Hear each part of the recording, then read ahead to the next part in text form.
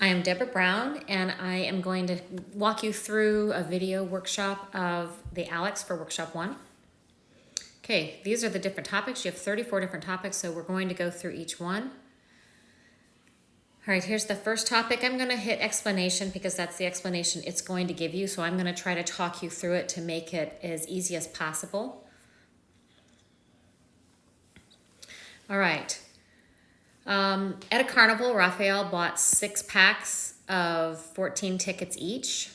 He used 38 of the tickets. So far, how many tickets does he have left? All right, so since he bought 6 packs of 14 each, that's going to be 14 times 6 because I have 14 tickets in each pack. So he bought 84 total tickets. But he used 38, so I'm going to take the 84 total, subtract 38, and that's going to be the 46 left.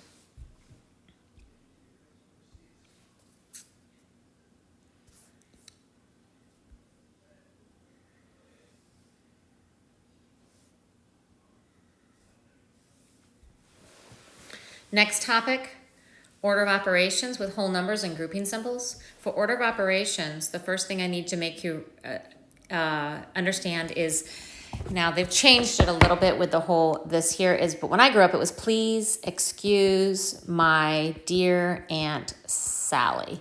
They have it a little bit differently, but P stands for parentheses or groupings.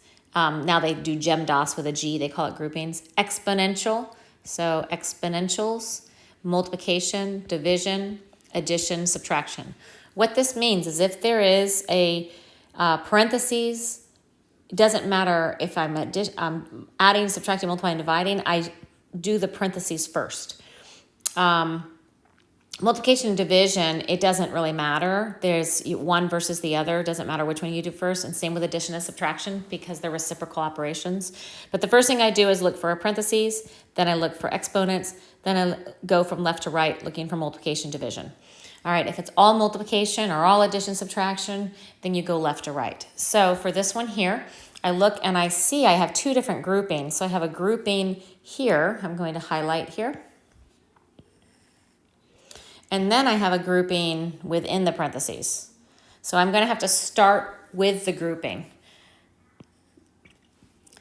All right, so now I still have a grouping. So once I add 14 and 14, but within this grouping, I have to do order of operations. So within the grouping, if you notice, I have an addition and then a division. So if you see, the division is before the addition. So that's why it chooses to do the division first. Then within the grouping, I go ahead and add them, and I continue from there.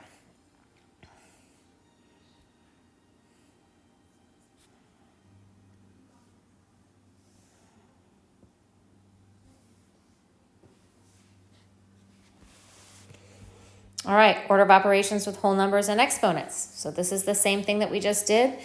Same type of explanations. Please excuse my dear Aunt Sally, but now it's using some exponents. So let's go ahead and look here. So again, please excuse, which remember my exponents, my dear Aunt Sally. Remembering multiplication and division, it doesn't really matter the order if they're right next to each other. Addition and subtraction doesn't matter the order if they're next to each other. You can always go left to right, though, if that makes it easier for you. All right, so for the first one, let's go ahead and look at it. So the first one in here, I'm going to look at that I have a grouping. I have a parentheses, so I'm going to highlight that grouping, and you'll see right here. Oh, for some reason it wanted to make it kind of weird. Let's try that again. Okay. All right, so down here, the first thing we're going to do is evaluate with our parentheses. So the parentheses, if you can see, evaluated when we did the answer down at this bottom right here, is it started with this part here. It did the grouping first in the inside. I know there's an exponent there, but I can't touch the exponent until I have evaluated the parentheses inside. Then the next thing is, from here, I'm going to do, I'm looking, I don't have any more groupings, I don't have any more parentheses, so now I'm going to go ahead and do my exponents. So I have an exponent here, and I have an exponent here. So that's where these come in. Then finally, I go to, since I have no parentheses, I have no exponents left, I go to multiplication and division. So multiplication and division, I have a multiplication right here. So now I multiply -3 times 16. And at this point, I just move left to right and do 46 plus 27 minus 48, and I get 25. Because all that was left was addition and subtraction. And so since it's addition and subtraction left, just move from left to right.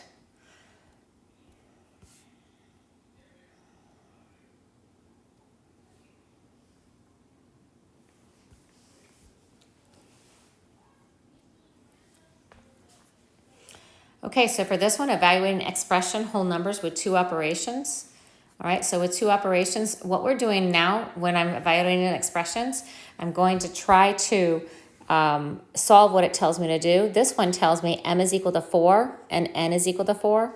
One thing I do like to do is I like to put these as parentheses. The answer shouldn't do that, but I like to do this. And the reason being is in a moment, or not in a moment, excuse me, but in other problems, sometimes it actually becomes a problem because you have one next to another and next to another, and the parentheses help you not make mistakes. So I'm going to put my m in here and my n in here. Now they both happen to be 4 at this point. So now this is what I have, and I'm going to solve using order of operations. So I don't have parentheses, I don't have exponents, but I do have multiplication or division. Division specifically is what I have.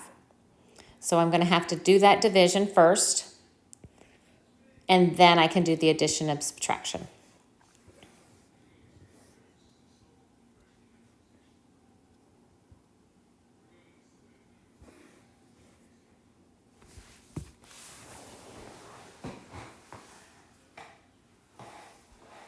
This is the same type of problem. Let's go ahead and solve this one. Okay, so for this one here, I'm going to do the same thing, but what I do again is I put a parentheses.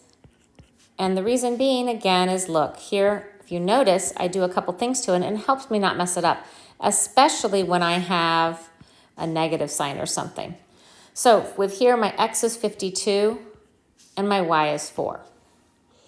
So I'm going to look at this and solving this, the same thing. I have to do order of operations. And order of operations, remember parentheses, exponents, multiplication, division, addition, subtraction. So I don't have parentheses, but I do have an exponent. And that exponent is right here. And so we're going to solve that exponent first. And so that 4 squared is going to be 16. That's where that comes from. Then I'm going to move on. I've finished exponents to multiplication, division. So I look here, I don't have any multiplication, but I do have division right here. And 52 divided by 4 is going to be 13. And then add to 128 and I get 141.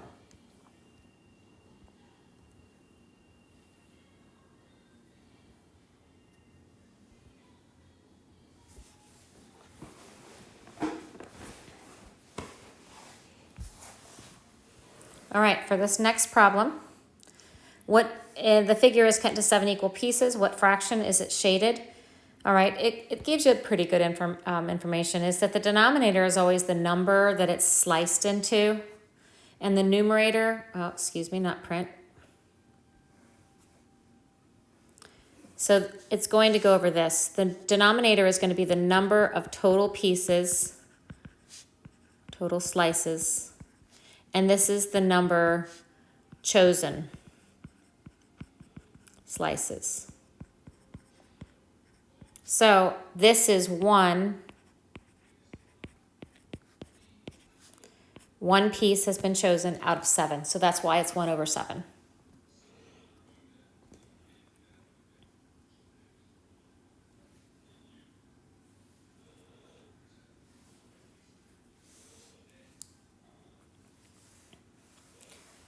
You're going to try to find the product of a fraction and a whole number. This is problem type 1. So the best way to do that, it shows you right here, is let's go ahead and turn both of them into fractions. So this is going to be 42 over 1. And with fractions, I'm just going to use letters for now. You're going to multiply the numerators, and then you're going to multiply the denominators by each other. So you're going to literally get A times C, the numerators, over B times D. And that's why it's telling you to do that, so that you have 5 times 42 over 6 times 1. And that's what you get. Now, you can do this a couple ways. The way the book is doing it right here, this explanation, is it's allowing you to go ahead and simplify it before you multiply it out, which is really a good idea, because once you multiply it out, you have some pretty big numbers and you have to divide it all over again. You also have use of a calculator. You put this into your any sort of a graphing calculator, and it will simplify it for you directly to 7. So either way, you can do this here. All they did is, in this point, is said, okay, since multiplication and division are reciprocal operations, you can do that. If this were a plus sign, you could not do that, because addition and division are not opposite operations of each other. That's meaning this: 2 times 3 divided by 4 is the same thing, or excuse me, divided by 3 is equal to 2. But 2 plus 3 divided by 3 is not, divided by 3, excuse me, is not equal to 2, because addition and division are not opposite from each other, but multiplication and division are. So that's why they can cancel this 42 and the 6 out, because they say, oh, 42 is 6 times 7, and 6 is 6 times 1. So 6 divided by 6 is just 1. So that's why that's canceling out to a 7 and a 1.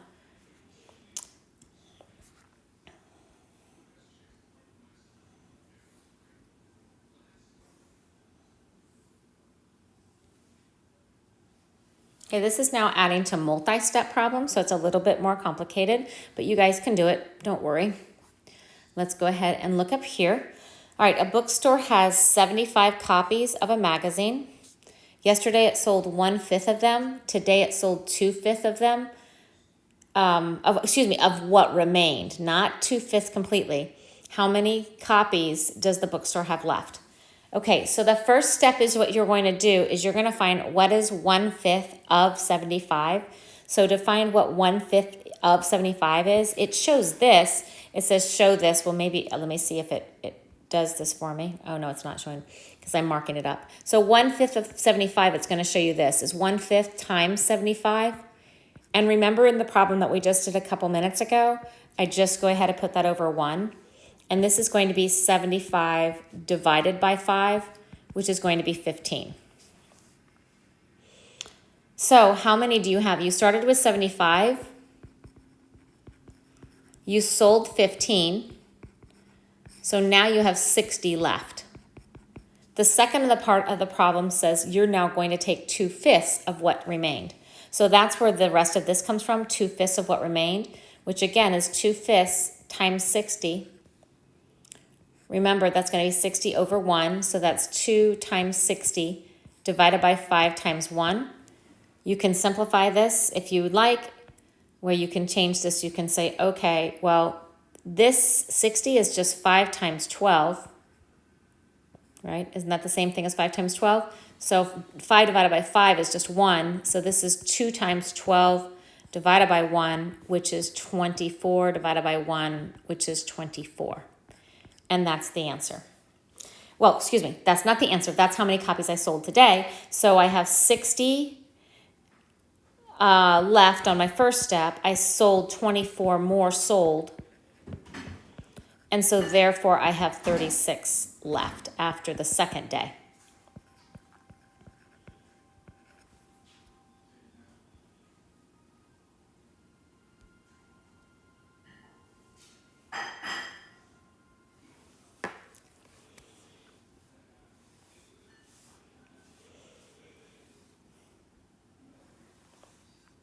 Okay, so for this one, it says Charmaine made a shirt 1/2 yards of yellow fabric, 1/3 of green fabric. How much total fabric did she use?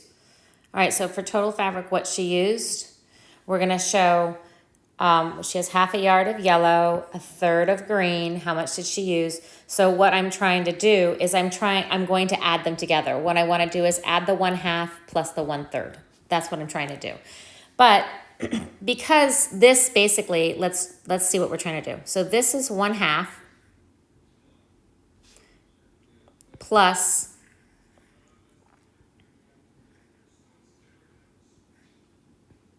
oh, that's kind of ugly. Let me try to make that a little better. I'm trying to do it in three parts here. So here, there, there, there. That's better. Okay, so this is saying this is 1/3 and this is 1/2. You see the problem, since they're cut in different sizes, I have to cut them into the same sizes. So I know that I want to ask, what number does both 2 and 3 go into? I mean, there's lots of numbers that they go into, but I like to try to use the least number to make it simple.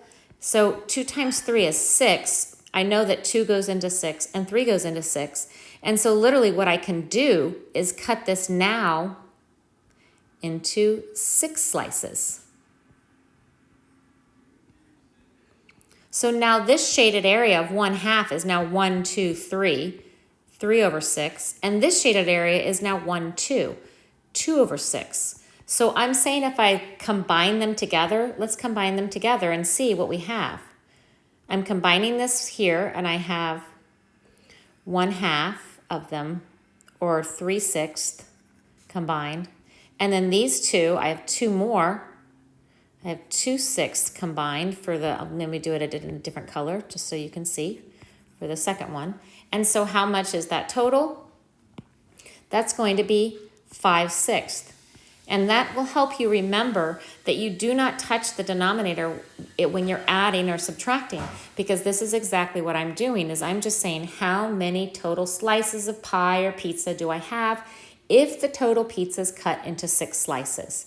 Now, the way that they showed you algebraically to just kind of make it a little bit more streamlined without using pictures is 1/2 plus 1/3. This is the way I like to do it. They did it a little different. Actually, they did it really the same here. I just saw that, okay? But I'm just going to do it like this. What they did is they said 1/2. How do I get from 1/2 to 6? And why did they choose 6? Because 6 is the smallest number that both 2 and 3 go into. Again, if I could choose 12 because 2 goes into 12 and 3 goes into 12. But the easiest way to do it is just to multiply the denominator 2 times 3, and then you're going to get 12. Oh, excuse me, 12/6, sorry. You're going to get something that works, and you always can simplify it later if you need to. Your calculator, your graphing calculator will automatically simplify it for you if you need to. So when I look at this, I go, okay, 2 times 3 is 6. But I can't just multiply the bottom. I have to multiply the top, because this is where, and I was converting from the 1/2 in the blue to the 3/6. I can't just say, oh, well, now it's 1/6. No, no, no, no. 1/2 is the same thing as we looked up in this particular fraction here. 1/2 was the same as 3/6. Same thing here, because what I do to the bottom, I have to do the top, because isn't this like multiplying it by 1, since 3 divided by 3 is 1? Okay, same thing here. 3 times 2 is 6. 1 times 2 is going to be 2. And then 3 plus 2 gets me 5/6.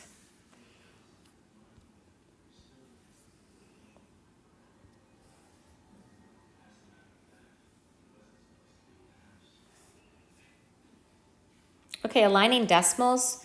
All you have to do for aligning decimals is exactly how it did here. It does a really pretty good explanation with how aligning decimals are. So you're just supposed to literally line the decimals up with the decimals. And then if there's any blank spot, afterwards you can put a 0. And that's exactly what Aleks' explanation did. So you put the decimals, and the decimals carry down. This carries down, carries down, carries down.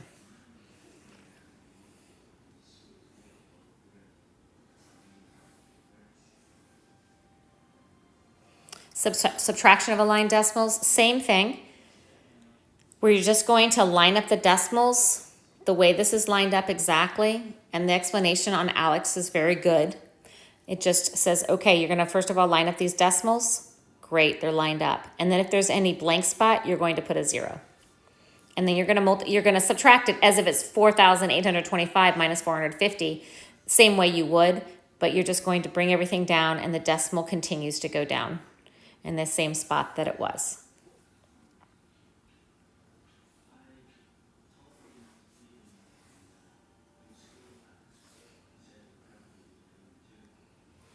Okay, computing percentages from the table values.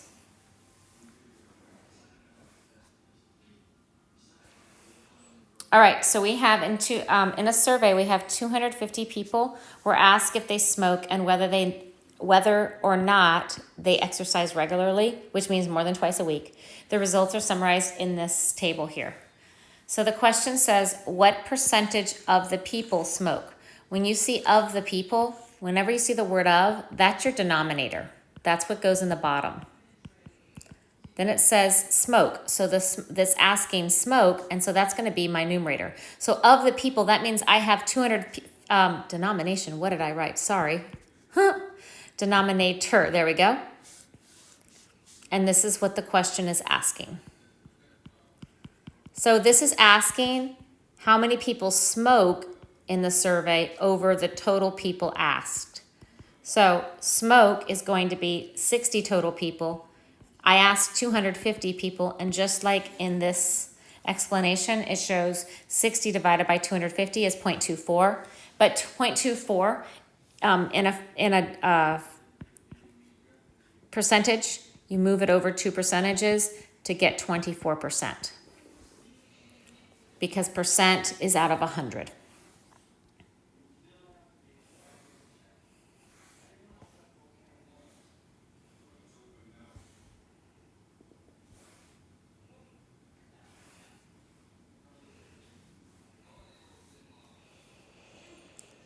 Okay, customary units, fill in the blank. The length of the new pencil is about 8 blank. Rachel required 1 blank of milk, and Ivan's shoe weighs about 11 blank. So it's giving you just kind of some different measurements. And so with your measurements, you're going to say, all right, inches, feet, yards, and miles are my measurements. And the pencil, it'll show you in here that this is about going to be inches. A textbook, it shows you is about 1 foot, which is 12 inches. A yard is about a baseball bat, which is 3 feet. And then a mile is 5,280 feet, and that's quite a walk. So obviously the length of the pencil is going to be 8 inches. For the recipe, it shows you a cup of milk, 2 cups are in a pint and a gallon. Usually a recipe, it could ask for 1 pint of milk. This one here, honestly, I mean, that's if you're making a pretty big cake. Usually that's a lot of liquid, because I make a really good chocolate cake and it asks for 1 cup of hot water. If you're not a baker, you may have chosen the pint and gotten it wrong, but a cup is usually correct. This is not like it's a huge difference. So if you got that incorrect, don't feel silly, because the measurements, if you're not a baker, you may not realize you don't need that much liquid. But yes, this one would be a cup. And then the last one is asking how much the shoe weighs. And so it's giving you in ounces about a pen, a pound is about a soccer ball, and a ton is about a car. That one's pretty obvious because your shoe weighs about the same as a soccer ball.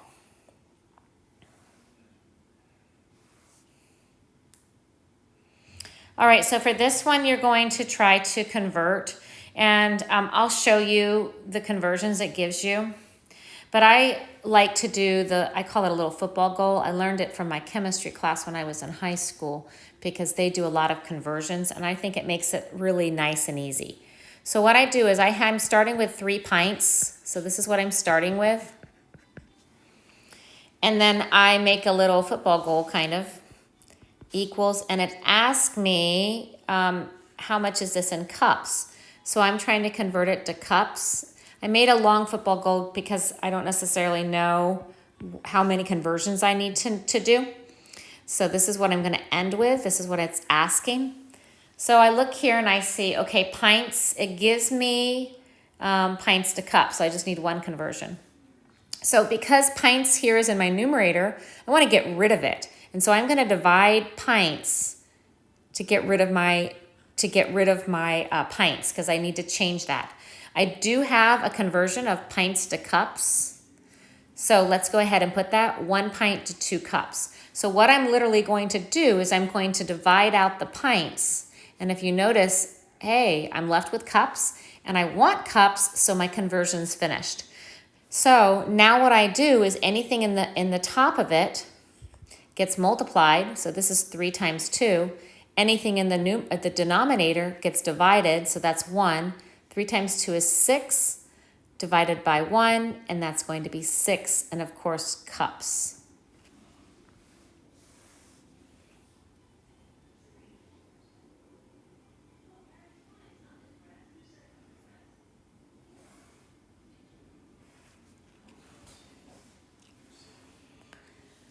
Okay, 8 feet, 11 inches. How long is it in inches? So the same concepts here that I just did on the last one. So I know it's 11 inch. I want it in inches, and I've already got 11 inches. So I'm just going to put that to the side for a second, and I'm going to convert the 8 feet directly to inches. So I'm wanting this in inches. And then I'm just going to put this plus 11 inches under here so I won't forget that I have to add my answer, because that might be a mistake you made. So 8 feet, we're just going to convert to inches. I have feet up in the numerator, so I want feet in the denominator, so those will cancel out. But what is the feet equivalent? What is the 1 foot equivalent to? 12 inches. And I go, okay, inches, I got what I want. So 8 times 12 is 72 inches. Oh, excuse me, 96. I'm not sure what I'm thinking. 96 inches. And then 96 plus 11 inches is going to be 107 inches total.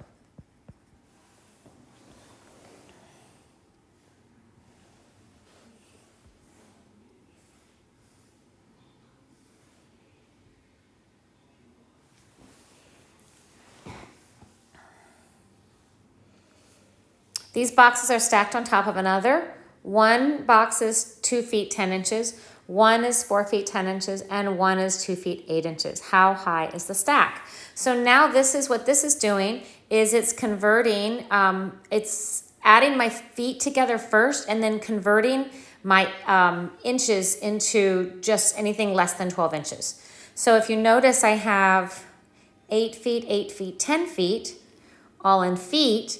And then let's look at this one, 29 feet, 5 feet, and 5 feet for inches. So let's go ahead and add them up and see what we get. So I'm going to say, oh, excuse me. So we have 8 feet plus 8 feet. Oh, what am I doing? I'm sorry. This is, I got ahead of myself. I apologize. Let me try that again. Let's go back here. And I have 2 feet, 4 feet, and 2 feet. There we go. In inches to equal a total of 8 feet. I apologize. I looked at the wrong spot. And then 8 feet, 10 feet, and 8 inches, 11 inches, and 10 inches to get me 29 inches. There we go. So I have this as 8 feet, and I yes, you can see how this converted, but it doesn't really show you. I mean, it does have a little explanation. I think this explanation, if you're struggling with their explanations, this one might help you a little more. So if you have 8 feet and 29 inches, what we're going to do is we're going to try to convert this 29 inches to a common measure that we're using where my inches have to be less than 12 inches, because when we get to 12 inches, that equals a foot. So I have 1 foot is equal to 12 inches. Well, 29 is bigger, so we're going to keep going. 2 feet is equal to 24 inches. 29 is bigger, so we're going to keep going. 3 feet is equal to 36 inches.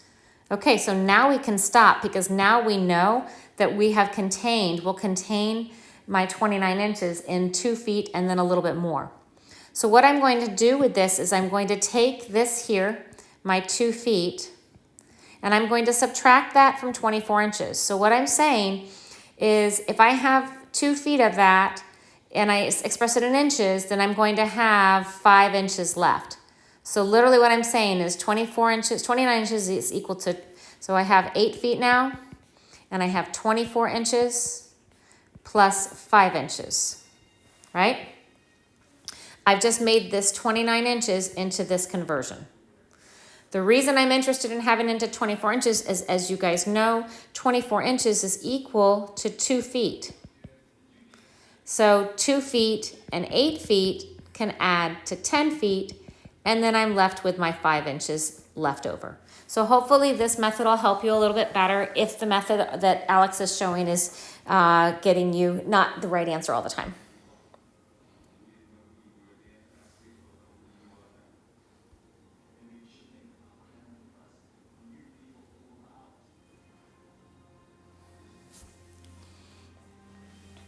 Okay, this is the same idea, except it's showing you as a 2-step conversion because it has pints and it's asking you to go to ounces. So we're going to do the same method that I did before, where I have 3 pints here.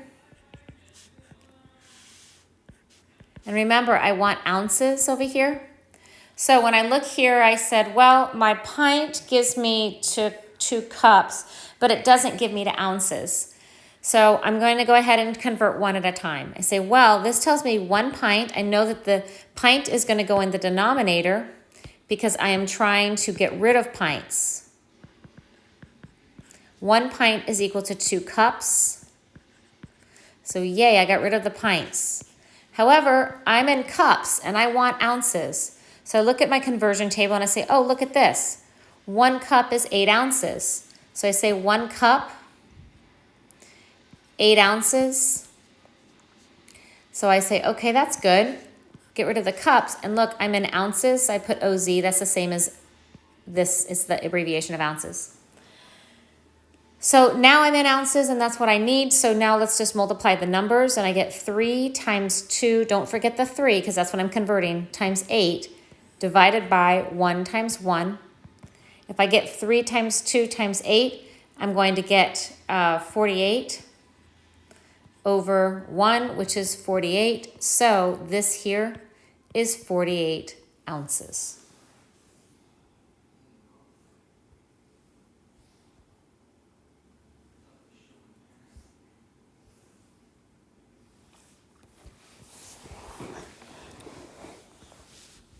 Okay, Leela brought 4 1/3 yards of fabric. How much is this in feet?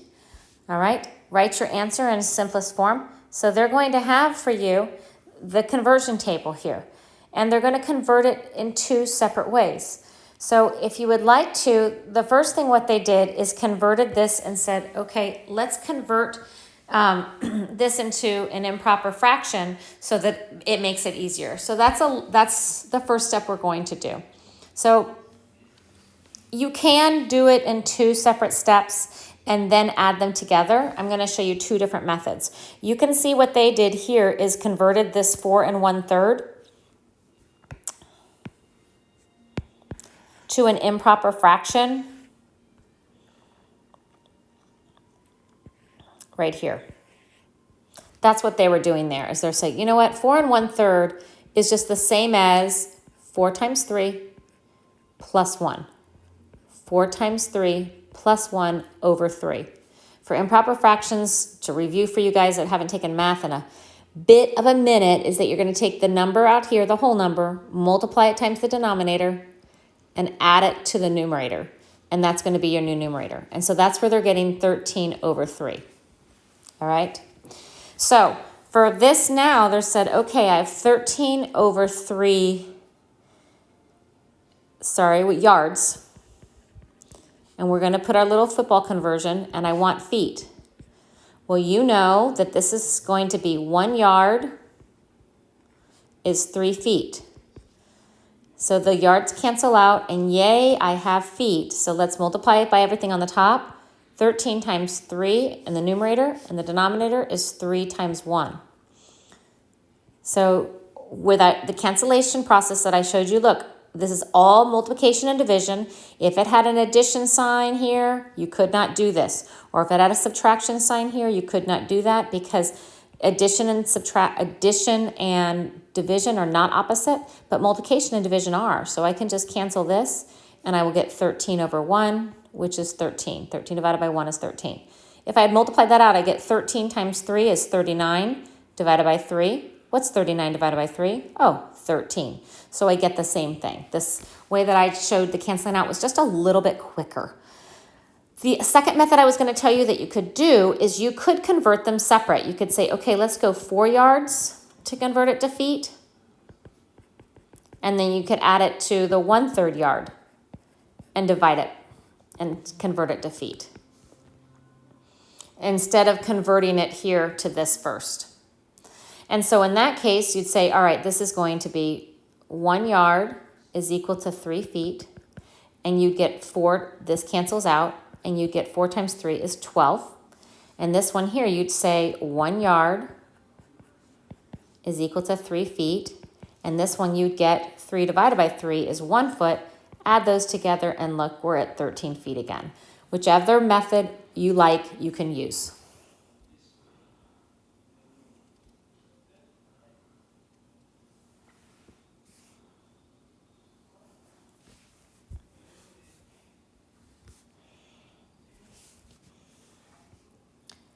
Over a 2-hour time period, a snail moved 46 inches. How far is this in yards? So we're going to change inches to yards, and we're going to do it in a 2-step process because we don't know, unless you know how many inches are in a yard, and then that helps you.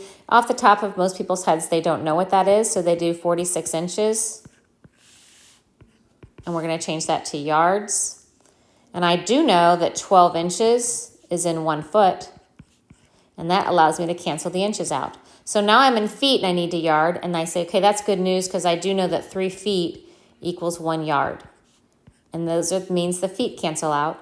That means I have 46, because don't forget, that's what I'm converting, times 1, just multiplying the top, divided by 12 times 3.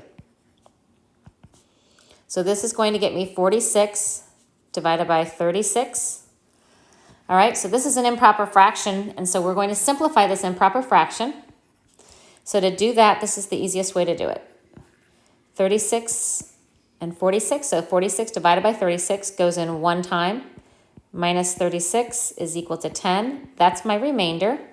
So I'm going to bring the remainder up and put it over the original number that I was dividing by, so that's 10 over 36. If you put that into your calculator, you will see that 10 over 36 I do have something in common with 10 and 36, because this is going to be, what's 10?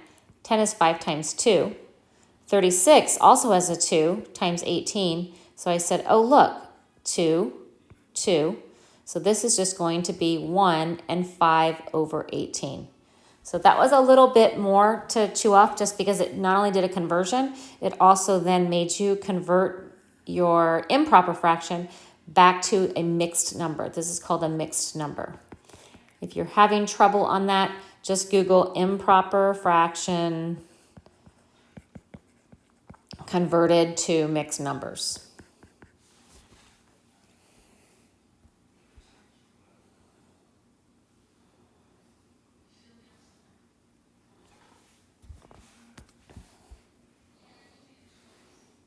A rectangular floor is 24 feet long and 9 feet wide. What is the area?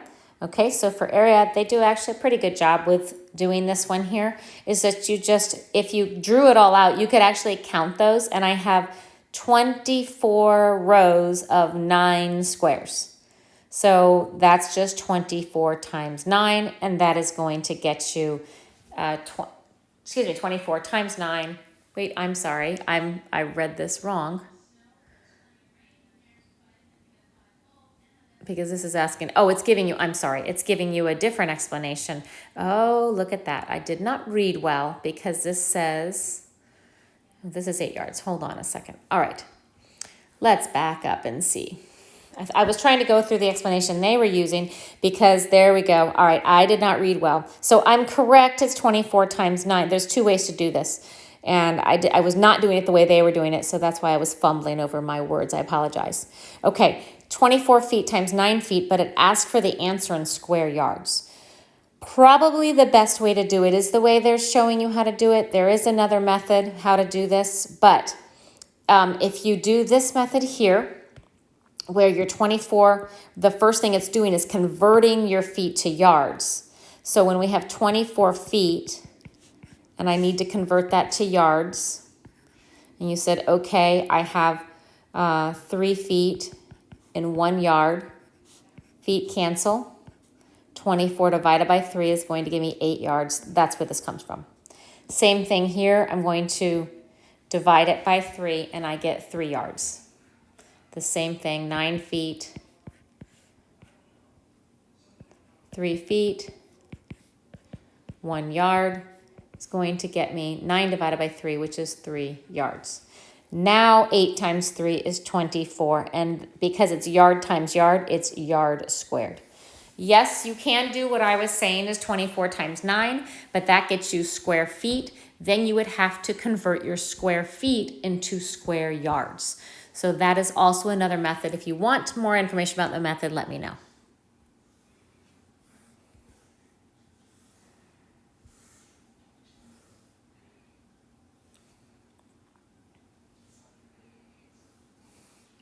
This is another customary method, just that a fork weighs about how much, a desk weighs about how much, and a bucket weighs about how much.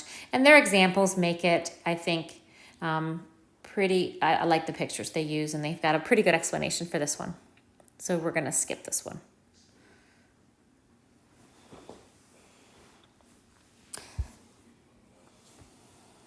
Last month, the coral reef grew 8,000 millimeters taller.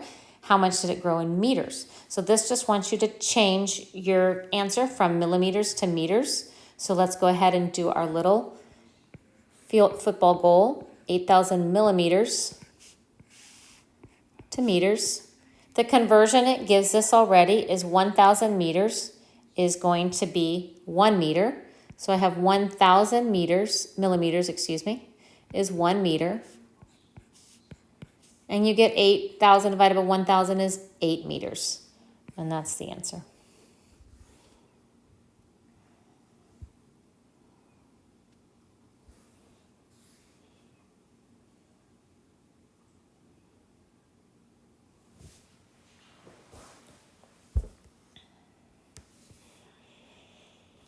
Now it wants to take 3,000 grams into kilograms. This is identical to the problem that I just did, because there's 1,000 kilograms in a gram, just like we had 1,000 millimeters in a meter. So this is 3,000 grams, and it wants to know how many kilograms. So as we just saw on here, are we doing?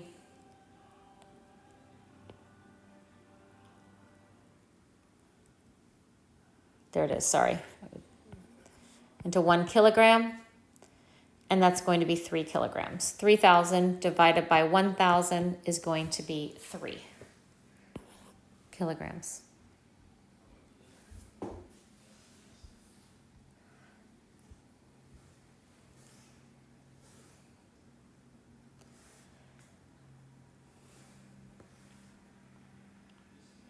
Okay, 1.6 kilometers from Jose's house to the nearest mailbox. How far is it in meters? Same exact problem, except we're going now with decimals, but it's going to be the same thing. 1.6 kilometers, and I want it meters. And now instead of getting to a larger unit, we're going to a smaller unit. So now I look in kilometers to meters, and I have it right here. So it's 1 kilometer and 1,000 meters. So this is 1.6 times 1,000, and the kilometers cancel. And that's where I get 1,600 from.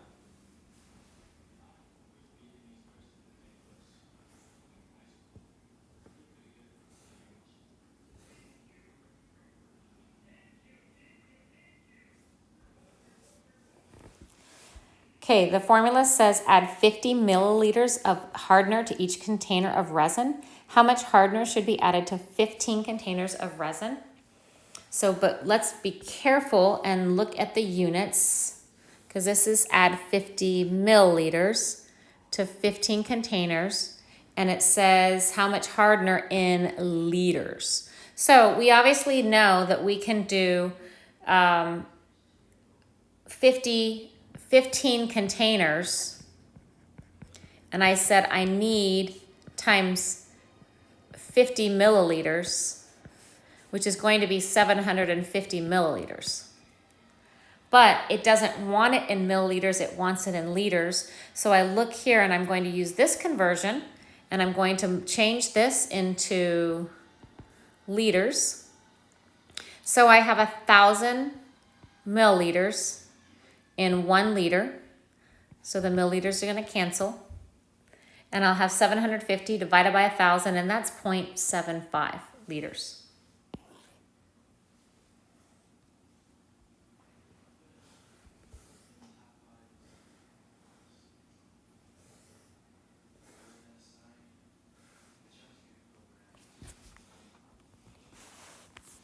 A rectangular board is 1,200 meters long and 900 meters wide. What is the area of the board in square meters? Okay, and then it says make sure we do correct units. So we are going to see, let's see what units we're going to need. So I'm going to just draw a picture. I think that helps. So let's draw a picture, and we have 1,200 millimeters, and I have 900 millimeters. And it wants the area of the board. Area is the entire, how many squares I could fit in here. So literally I have 1,200 squares fitting this way. 1,200 squares fitting this way. And 900 squares fitting this way. How many total squares? Obviously that's going to be 1,200 millimeters times 900 millimeters. But it wants it in square meters. So before we go to multiply this out, let's go ahead and convert these into meters. So let's go ahead and do that to meters, and then we will multiply these answers out to get our answer. So 1,200 meters, this, remember my conversion is 1,000 millimeters into 1 meter. So that's going to be millimeters cancel, and I get 1.2. And this is going to be the same conversion. And so I have 0.9. And 1.2 times 0.9, let's go ahead and just review how to do the decimals. You're just going to do the same sort of multiplication, and at the end, I'll deal with the decimals. So let's just do 12 times 9 and ignore the decimals for now. So I have 9 times 2 is 18, carry the 1. 9 times 1 is 9, plus 1 is 10. Now, the way I handle the decimals is this. I see I have how many total places are after a decimal, and there's 1 place on this one and 1 place on that one. So therefore, from here, I move over 2 places, and my answer is 1.8. Meters times meters is called meters times meters, or we say square meters or meters squared. So the answer is 1.08 meters squared.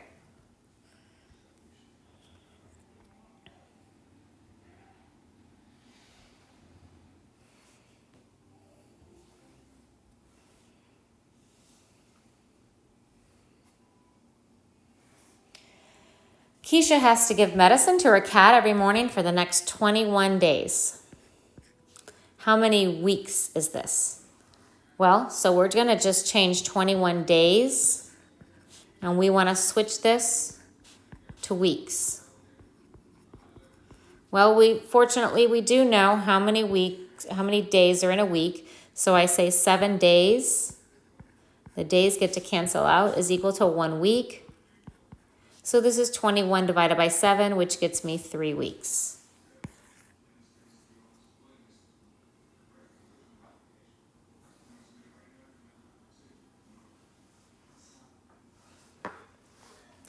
Converting between Fahrenheit and Celsius. With the converting between Fahrenheit and Celsius, there's a nice little formula that gives us from Celsius to Fahrenheit and some from Fahrenheit to Celsius. So let's look, and just all we have to do is read what it wants us to convert and then plug in the formula. This one wants me to convert 39 degrees Celsius to Fahrenheit. So, and it wants me to round to the nearest tenth of degree if I need to.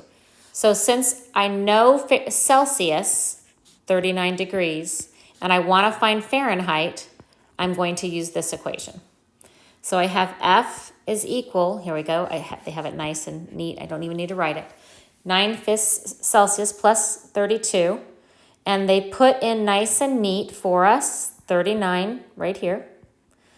Then to do this, they just kind of do this. You can put it in your calculator. I am going to show you how to solve it out. So it's 9/5 times 39 over 1 plus 32. So at this point, you're going to have some decimals, but it's 9 times 39, which is 351, divided by 5 plus 32. And then if I did 351 divided by 5, I would get 70.2 plus 32, and then that is going to get you 102.2. Now, what's the degree? Are we putting it into? It says into degrees of Fahrenheit, so I put degrees Fahrenheit, and that's my final answer.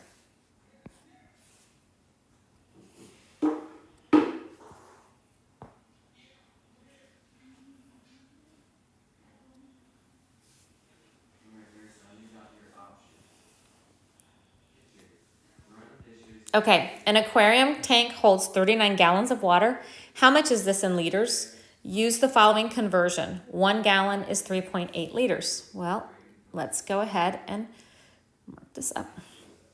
So it has 39 gallons, and I want it to use liters. So I have 39 gallons, and I want it in liters. Okay, it gives me a conversion right here, which is 1 gallon is 3.8 liters. So the gallons cancel out, and I have 39 times 3.8 gets me 148.2, and I'm in liters where I need it to be.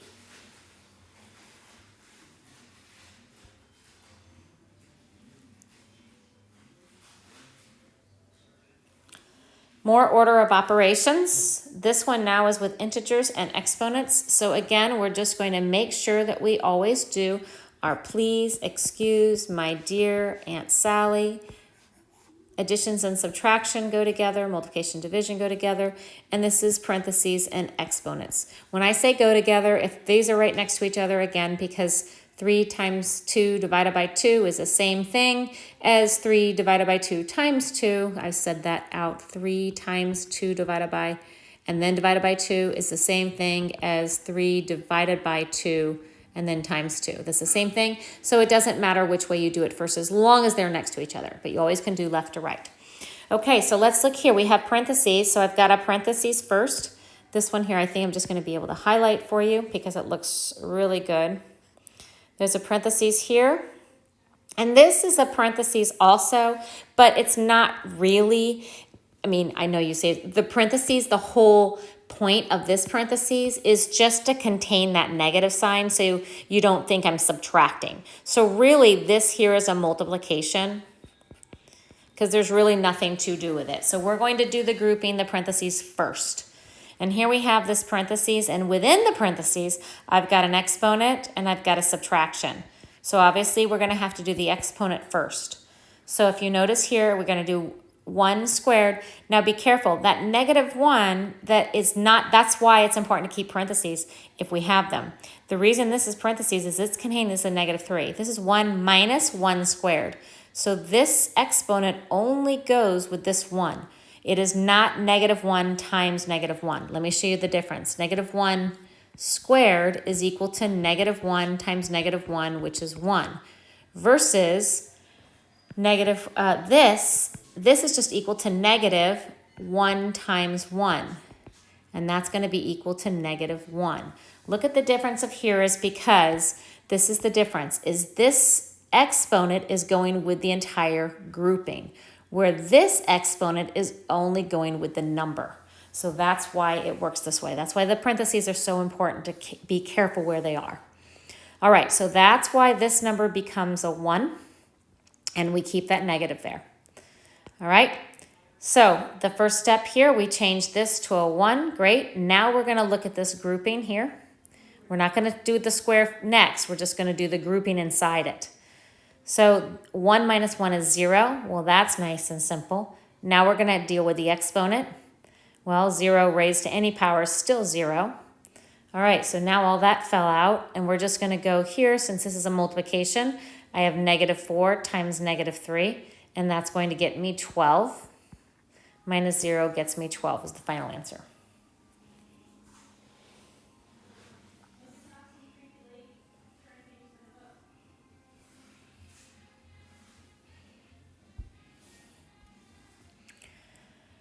All right, for this one, evaluating a linear expression, integer multiplication, and addition, subtraction. So for this one here, let's go ahead and look up. This one just wants us to put b equals 7 and x equals -5. I do this minus 9 times this, knowing this is my b and this is my x. Then I put this in 7 and this is -5. I like doing that because, as you can see, it contains the negative and it doesn't look like 9 minus 5. Instead, it's 9 times -5. So once we have done that, we're going to use my order of operation. And we're going to solve multiplication division first because I have no parentheses, I have no exponents, so multiplication division is this part right here.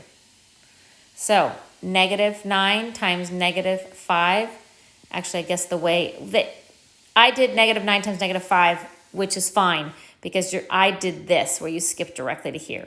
They did 9 times -5 and kept that as a subtraction sign and got -45, but the negative plus a negative is a positive.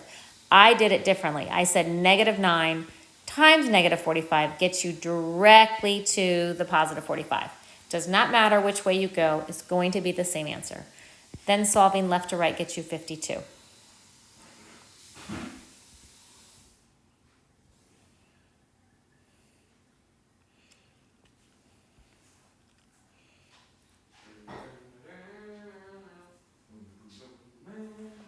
Okay, so we have b squared equals -6b plus 9.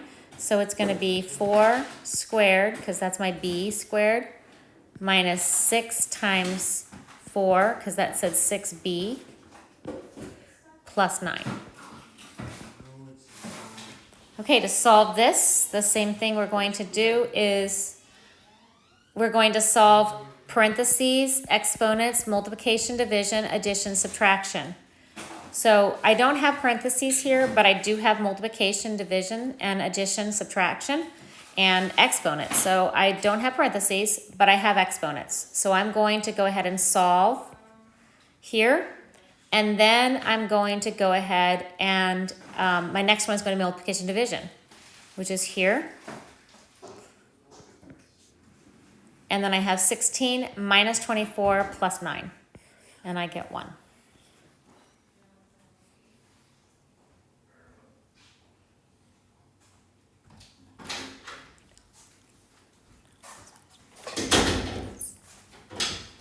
Okay, 2 more problems. All right, it says using distribution with double negation, combine like terms, multivariate, which means more than one variable. That's all that means, because you've got a y and a z, so that just means more than just one variable. All right, so for this one, we're going to do exactly here where we don't know what y is, we don't know what z is, so we're just going to combine our like terms. So combining our like terms is the first thing we're going to do is I'm going to multiply in to both of these. So that's where I get -5 times -3. Those are alike, so I can multiply those to 15. And then I've got y. -5 to -3, and then I'm going to multiply that in to get z. So I have 15z. This one here now, -6 to 5z is going to get me -30z, and -6 to -y is going to get me 6y. Why does it do that? Because this is saying I have 5 of these. I have 6 of these. So I have literally negative 3y, negative 3y, negative 3y, negative 3y, and negative 3y. And when I add all those up, that comes with going to be, and then, but it's multiplied by negative, so that's why I end up with a positive 15y. So at this point, we're now going to take anything that has a y, and we're going to add them. And anything that has a z, we're going to add them or subtract them. So if I add my 15y plus 15y, or plus 6y, it shows a lot of math here and rearranging. I don't think that's necessary. You guys can just go ahead and jump right to here. That 15y plus 6y, right down here, is 21y. And then 15z minus 30z is equal to negative 15z right here. And that's the final answer. I don't think you need to rearrange those things with the steps. I think you can do that by just coloring them or circling them or something like that. Okay, last problem.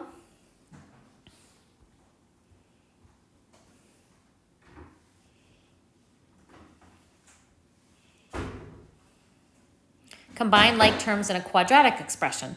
So now with a quadratic expression, what I'm trying to do is just look at anything that's alike and combine them, and that's it. So that's what we're going to do, is we're just going to look at anything that has the same thing. This one is saying I have 8x squareds. And look, I have a 9x squared. So this means literally I have this.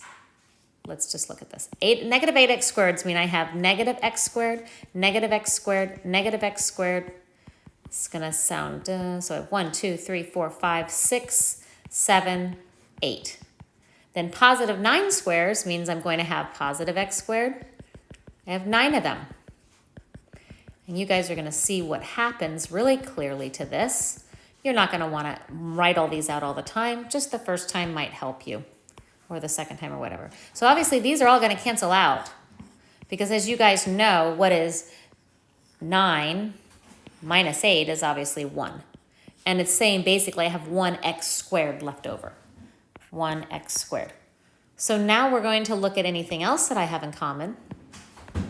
I look at the next variable and I have 12x. I have no other x's in that aspect. So this is just going to be minus 12x. And then the last step is to do the next lowest one, which is the numbers. And the numbers are simple because you guys are used to adding and subtracting numbers. And that's just going to be 7 minus my 13. And my 7 minus my 13 is going to be negative 6. And that's going to be it. All right, if you guys have any additional questions, please let me know. I hope this helps you. And just email me and I can either meet with you or send you videos that you have specific questions on. All right, thank you so much.